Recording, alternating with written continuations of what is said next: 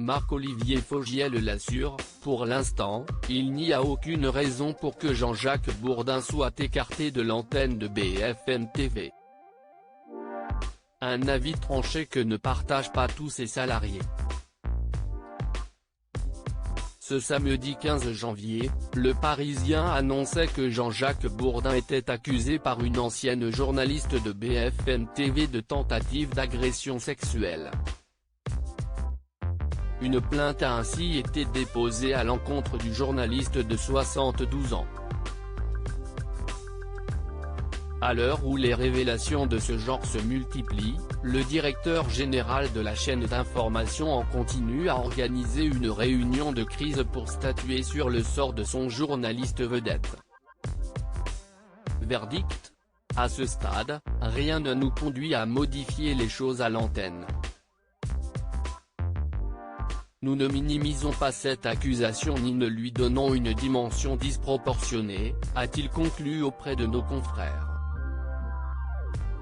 Ainsi, ce lundi 17 janvier, aucune mention de cette affaire n'a été constatée face caméra. Pas même lors de la prise d'antenne du principal intéressé. Et s'il était absent ce mardi 18 janvier et qu'il le sera également mercredi 19 janvier, cela n'a rien à voir avec l'accusation dont il fait l'objet.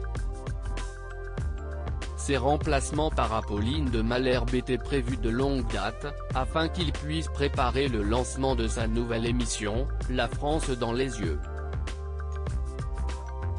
Cette mise sous silence est loin de faire l'unanimité auprès des salariés du groupe, dont certains estiment qu'il bénéficie d'un traitement de faveur. Son maintien à l'antenne est vraiment étonnant, juge un visage de la chaîne auprès du Parisien ce mardi 18 janvier, qui précise que d'autres ont été écartés pour moins que ça. Il prend l'exemple d'Emmanuel Eschipre, qui a tenu des propos déplacés sur les morts du coronavirus en Chine, alors qu'il pensait son micro coupé. Selon cette source, cela donne ainsi l'impression qu'il est protégé. On ne comprend pas ce deux poids, deux mesures, ça nous a un peu sonné. D'autant plus que depuis le Covid, ce n'est pas compliqué de remplacer quelqu'un, lâche-t-il. Même son de cloche auprès d'un autre salarié de BFM TV, pour qui, cela aurait mieux valu qu'il ne soit plus à l'antenne.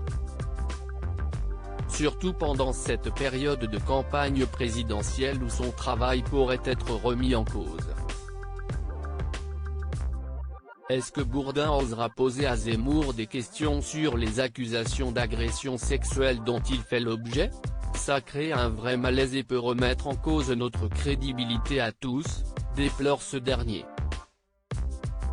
Et ce n'est pas mieux du côté de RMC dont il a été le visage emblématique durant 20 ans. On se demande pourquoi à TF1 ils ont écarté Darius Rochebin de l'antenne de LCI le temps d'une enquête interne, et pas chez nous. Il y a pourtant eu récemment une affaire de harcèlement sexuel à RMC, où un salarié a été immédiatement mis sur la touche. On ne comprend pas ce deux poids, deux mesures, regrette cette source. Un climat de tension qui risque de ne pas améliorer les relations entre Jean-Jacques Bourdin et les salariés de BFM TV et RMC. Loading Widget.